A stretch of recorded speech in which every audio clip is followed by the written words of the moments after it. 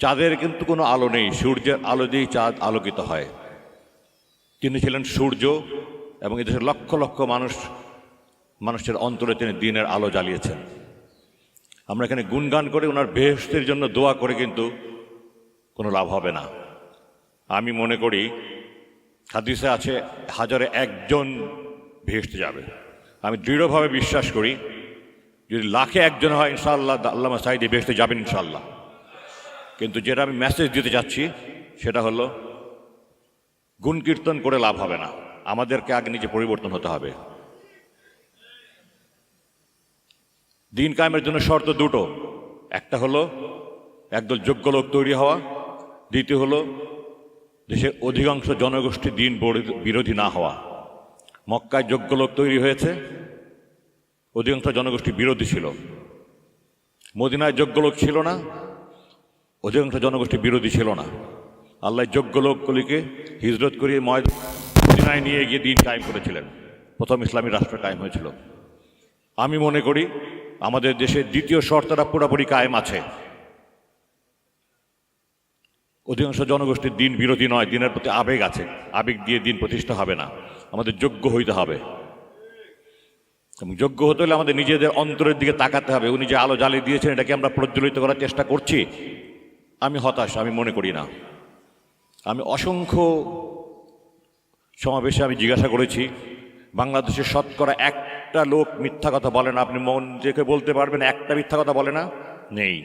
হাদিসে আছে মিথ্যা কথা বলা মুনাফিকের লক্ষণ, কোরআনে আছে মিথ্যাবাদীর স্থান জাহান্নামের নিকটতম স্থানে। গীবত করি না, শতকরা 1জন লোক খুঁজে পাবো না। সরকারি কর্মকর্তা কর্মচারী ঘুষ খায় না, 1জন লোক খুঁজে পাবো না। মাপে ওজনে কম দেয় না, 1জন লোক খুঁজে পাবো না। তাহলে আমরা ওনার শিক্ষা কাজে লাগাচ্ছি না। উনি আলো জ্বালিয়েছেন কিন্তু এটাকে আমরা প্রজ্বলিত রাখতে পারছি না, আমরা নিজেরা সংশোধিত হচ্ছি না। আমার আপনার কাছে আবেদন, আল্লাহ যেই মুসলমানের জন্য প্রথম আদেশ দিয়েছেন ইকরা, আমরা পড়ি না, আমরা জানি না, মানি না, আমরা খুব উদাসীন, আখেরাতকে আমরা ভুলে আছি। সূরা আনকাবুত 29 নম্বর সূরা 45 নম্বর আয়াতে আল্লাহ বলেছেন ইন্নাস-সালাতা তানহা আনিল ফাহশাই ওয়াল মুনকার। আমি শিওর আপনারা জানেন সবাই। আমরা কি এই নামাজটি আমাদেরকে অন্যায় খারাপ কাজ থেকে বিরত রাখছে না? জিব্বা পড়ার লোক দাড়িওয়ালা আমি দেখেছি 2 সপ্তাহ আগে জুম্মার দিন মসজিদ থেকে বের হয়ে আল্লাহ কোরআনের সূরা দোহা 10 নম্বর আয়াতে বলেছে ফামাসাইলা ফালা তানহার, সাহায্য প্রার্থীকে ধমক দিও না। চরম দুর্ব্যবহার করছে। আমার এই দাড়ি পাঞ্জাবি আমাকে বেহেশতে নিতে পারবে না। আমি কোরআনের আয়াত অমান্য করছি, আল্লাহ যে নামাজ বলেছেন সে নামাজ পড়ছি না। আল্লামা দেলোয়ার হোসেন সাঈদী আমাদেরকে এই কোরআনের শিক্ষা দিয়েছেন, ওই শিক্ষায় আমাদের অন্তরকে আলোকিত যদি করতে পারি আমরা, ইনশাআল্লাহ এই দেশে দিন প্রতিষ্ঠা হবে। আমার বাবার জানাজায় 25শে অক্টোবর 2014 সালে আমি বলেছিলাম একদিন এই দেশে লক্ষ গোলাম আযম পয়দা হবে ইনশাআল্লাহ। আমি দৃঢ়ভাবে বিশ্বাস করি একদিন এই দেশে লক্ষ সাঈদী পয়দা হবে ইনশাআল্লাহ। এর জন্য আমাদের সবাইকে আমাদের অন্তরকে আলোকিত করতে হবে। আল্লাহ যেমন সূরা আহজাবে 33 নম্বর সূরা 21 নম্বর আয়াতে বলেছেন লাকাদ কানা লাকুম ফি রাসূলিল্লাহি উসওয়াতুন হাসানাহ।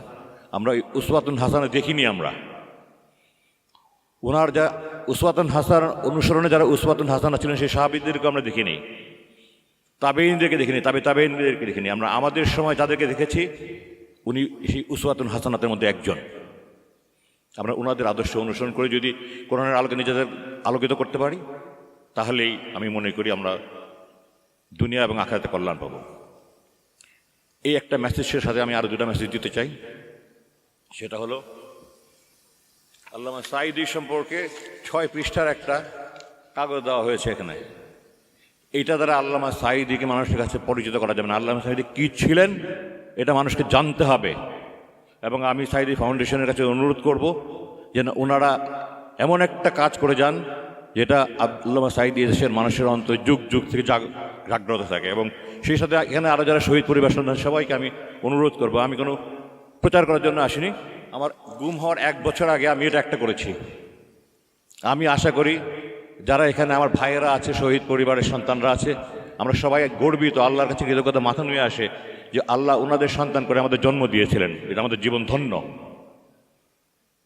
আমার জীবনের সবচেয়ে বড় সার্থকতা আমি ওনার 350 পৃষ্ঠা নিয়ে একটা বই করেছি আমার বাবাকে নিয়ে। আমি সবাইকে অনুরোধ করবো প্লিজ আপনাদের বাবাদের প্রতি যদি কৃতজ্ঞতা থাকে আপনারা সবার জন্য এই 6 পৃষ্ঠা নয় 600 পৃষ্ঠার একটা বই করেন যে মানুষকে জানান ওনারা কী ছিলেন, ওগুলো পড়ে মানুষ অনুপ্রেরণা পাবে, মানুষ শিখবে। ওনারা আমাদের আদর্শ ছিলেন। আমাদের জন্য উসওয়াতুন হাসানার অনুসরণের ওনারা ছিলেন উসওয়াতুন হাসানা। আমি সবশেষে একটা কথা বলবো, সেটা হলো আপনারা জানেন, খবরে দেখেছেন, টিভিতে দেখেছেন, টবি ক্যাডম্যান, আপনারা সবাই চিনেন কম বেশি, ব্রিটিশ লয়ার, ট্রাইব্যুনালে আমাদের বাবাদের যে বিচারের সময়, সে প্রহসনের বিচারের সময় লয়ার ছিলেন। উনি গত মাসে এসেছিলেন, আমার সাথে 2 দিন বৈঠক হয়েছে।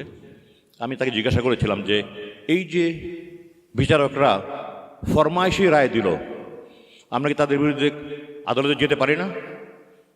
সে আমাকে বলেছিল ইউ মাস্ট, জাস্ট এইভাবে বলেছে ইউ মাস্ট। আমি প্রস্তুতি নিচ্ছি। যে 3 বিচারক আমার বাবার বিরুদ্ধে রায় দিয়েছে, প্রকাশ্য আদালতে বলার পরেও যে সরকার পক্ষ ওনার বিরুদ্ধে কিছু প্রমাণ করতে পারেনি, এরপরে 90 বছর রায় দিয়েছে, আমি অনুরোধ করবো যারা এখানে শহীদ পরিবারের সন্তানরা আছে, সবাই যার যার বিচারকদের বিরুদ্ধে মামলা করা উচিত, যারা শপথ ভঙ্গ করে সরকারের গোলাম হয়ে রায় দিয়েছে। সেই এসকে সিনহা লন্ডনে, আমেরিকাতে, ওখানে সাক্ষাৎকারে স্পষ্ট বলেছে, স্বীকার করেছে, পৃথিবীর ইতিহাসে আজকে প্রথম প্রধান বিচারপতি জেলে আছে। এই সবগুলোকে এই হত্যার হুকুমের আসামি করে মামলা করতে হবে। যদি এগুলো করতে পারি তাহলে মানুষ বুঝবে, শিখবে, জানবে যে এগুলো ছিল বিচারিক হত্যা। নাহলে এই বক্তৃতা দিয়ে কোনো লাভ হবে না। আমার 3টা মেসেজ, আমরা নিজেদের অন্তরকে কোরআনের আলোকে আলোকিত করি। 2, সবার সন্তানরা এই ফাউন্ডেশন যেন তাদের বাপের কীর্তিকে অমর করে রাখার জন্য, লেগেসিকে বহন করার জন্য একটা অমর কাজ করে যায়। আর 3, সব বিচারকদের বিরুদ্ধে মামলা করতে হবে।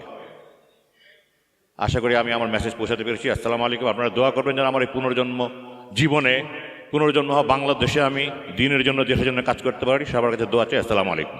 বলে একটা কাগজ নিয়ে এসে খালি বলে, হুজুর এখানে একটা সই দেন, আপনাকে আমরা বাড়িতে দিয়ে আসবো। তা আমি বললাম, সেই কাগজটার মধ্যে কি লেখা আছে? বলে যে এখানে লেখা আছে আমি আর জামাত ইসলামী করব না।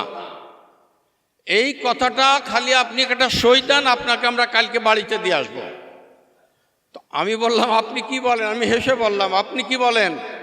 আমি বললাম, ওদেরকে বলি আমি কি কাফের হয়ে মরব, না তোমরা উপর থেকে ফেলে আমাকে মারবা?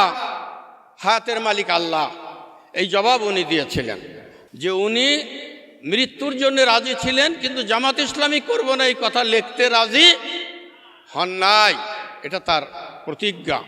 আর একটা কথা বলতে হয়, এর মধ্যে রিমান্ডের পর রিমান্ড কয়দিন পরে আসে, এর মধ্যে সবে বরাতের সময় এসেছে। উনি আমাকে অনুরোধ করলেন, মশিউল আলম আমাকে একটু কষ্ট করে দয়া করে তুমি ব্যবস্থা করো, একটু জেলে পাঠানোর ব্যবস্থা করো। তো আমি বললাম, ভাই আমরা তো জেলের থেকে মানুষ বের করি, আর আপনারে জেলে পাঠাবো?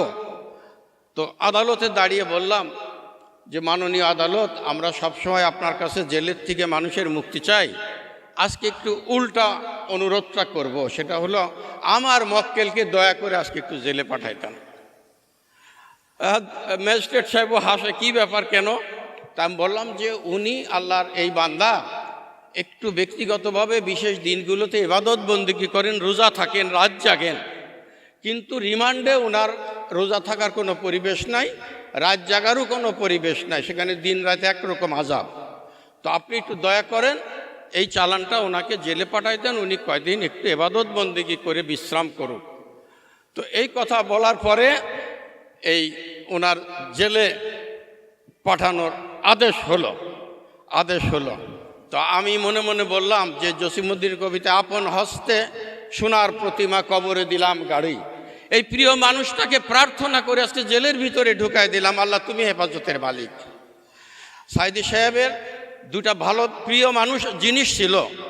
তার প্রিয় জিনিস হলো তার প্রিয় সংগঠন জামাত ইসলামী ছাত্র শিবির, আর এই বুকের মধ্যে কোরআন, আর ছিল মানুষের প্রতি অসাধারণ ভালোবাসা। তার মধ্যে কোনো অহংকার ছিল না, মানুষের জন্য মহব্বত ছিল, ভালোবাসা ছিল, আর ইসলামী আন্দোলনের জন্য তার প্রাণের আকুতি ছিল। আর 2টা প্রার্থনা তিনি আমাদের কাছে আদালতে করতেন, তোমরা আমাদের জন্য দোয়া করো, কি বলে? আমি যেন শহীদে মৃত্যু লাভ করতে পারি, আর জীবনের শেষ পর্যন্ত যেন আমি সবরের উপরে থাকতে পারি। আল্লাহ রাব্বুল আলামিন তাকে শহীদ হিসাবে কবুল করুন। এই জালেমের জালেমের জুলুমের শিকার হয়ে তিনি দুনিয়া থেকে চলে গেছেন। আল্লাহ তাআলা তাকে শহীদ হিসেবে কবুল করুন।